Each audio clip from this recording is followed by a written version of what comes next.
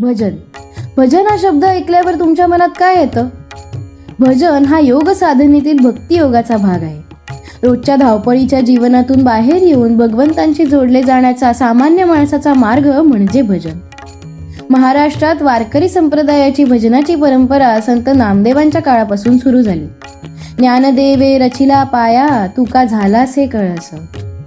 संत नामदेव, संत ज्ञानेश्वर, संत तुकाराम, संत एकनाथ, संत चोखामेळा अशा अनेक थोर संतांनी रचलेले अभंग प्रत्येक ईश्वर भक्ताच्या ओठी भजनाद्वारे रुळले आहेत.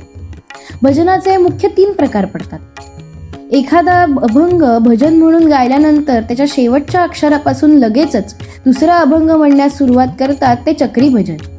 सोंगी भजन या प्रकारात देवभक्ताच्या संवादाचा उपयोग सोंगे घेऊन करण्याची पद्धत आहे.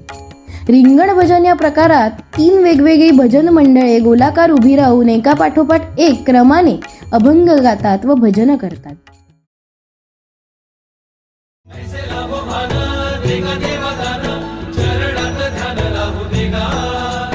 अमृताची वेळ, अमृताचा कुंभ, भक्तीचा मृदुंग वाजू देगा.